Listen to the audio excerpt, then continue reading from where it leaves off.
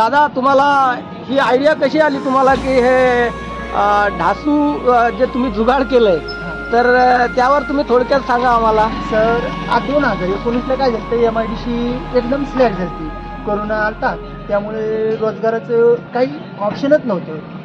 तर मग पहिल्यांदा सुरुवातीला मी हातगाडीवर धंदा केला. तर हातगाडीवर ढकलून असं परेशान निघायची, असं चढायला पण जीव काढावा लागायचा, ढकलायला उतरायला ओढून धरावं लागायची.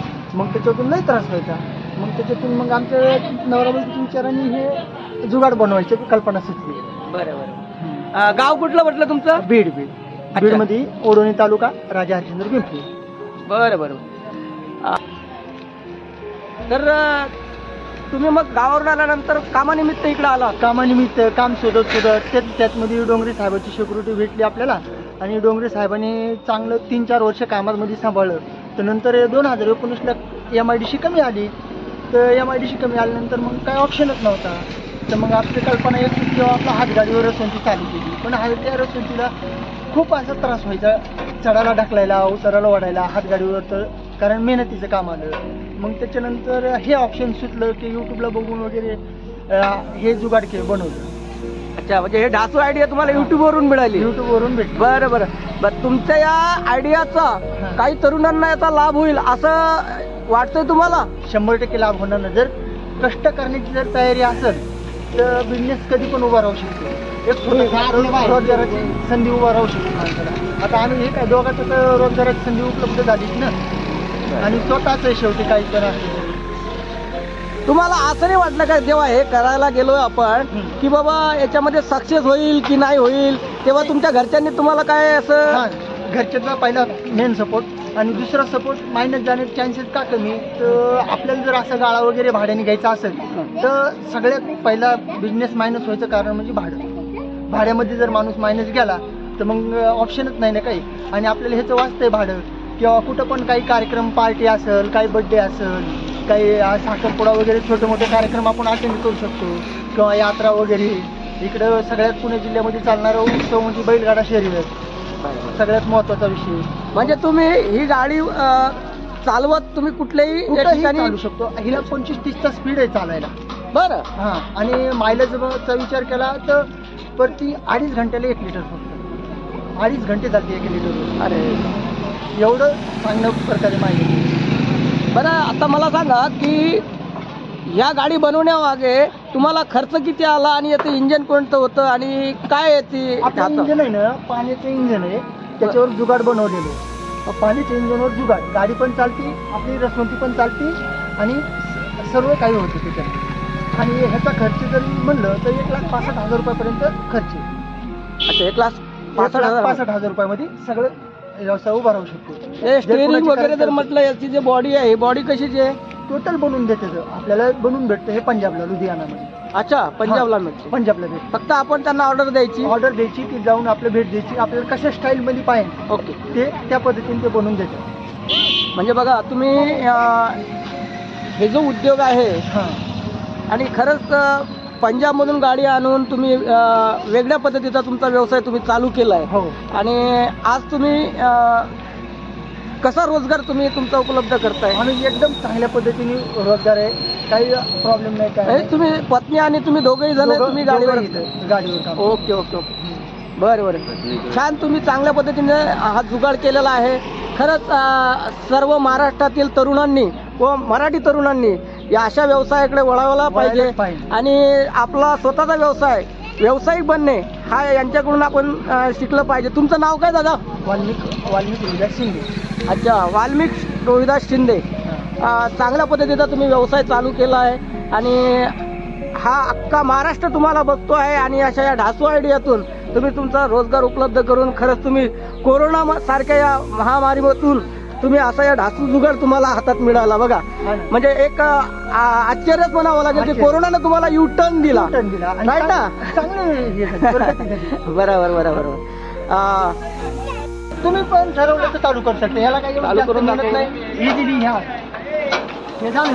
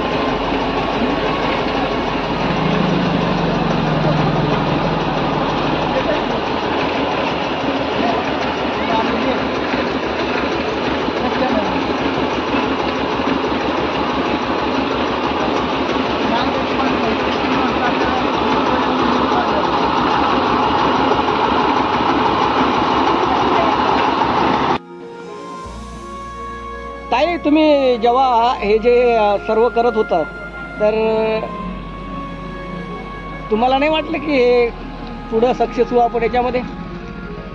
सक्सेस होण्याचं काही नव्हतं, पण आम्हाला रोजगारच नव्हता, त्याच्यामुळं आम्ही सुरुवात केली. म्हणजे हळूहळू सुरुवात केल्यावर चांगलं होईल, पण चांगला प्रतिसाद दिला, चांगल्या पद्धतीने चालू झाला. आता चांगला प्रतिसाद मिळतोय, ग्राहकाची चांगली गर्दी असते, त्याच्यामुळं आम्ही दोघं पण करतो. बरं बरं, छान आहेत की तुम्ही वाल्मिक दादांना तुम्ही चांगला सपोर्ट करता आणि अशा पद्धतीचा व्यवसाय तुमच्या दोघांकडूनही अख्खा महाराष्ट्र बघतोय तुम्हाला, आणि तुमच्या या जिद्दीमुळं अख्खा महाराष्ट्राने तुमचा हेवा वाटावा असं तुम्ही काम करताय.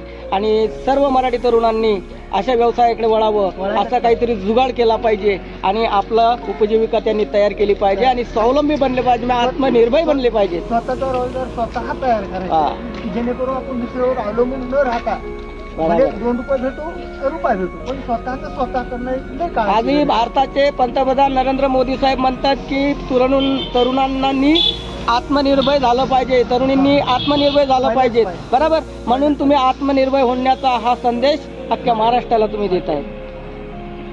धन्यवाद दादा. आणि बरं असेल तर कुठे यावं लागेल? सुदुमरे मावळ, पुणे जिल्हा सुदुमरे मावळ. आपली गाडी ना गणेश मंदिर ते सिद्धांत कॉलेज फिरती गाडी राहते. बरोबर. हो, आणि रस पण तुम्ही म्हणता ना असं बर्फाचा त्या बिना बर्फाचा राब त्या प्राईस ही सेम राहणार, काय अडचण नाही. आम्ही पण आता रस पिलो, छान रस होता तुमचा आणि चांगल्या पद्धतीचा तुम्ही हे उद्योग चालू केलाय. आमच्याही चॅनलकडनं तुम्हाला शुभेच्छा.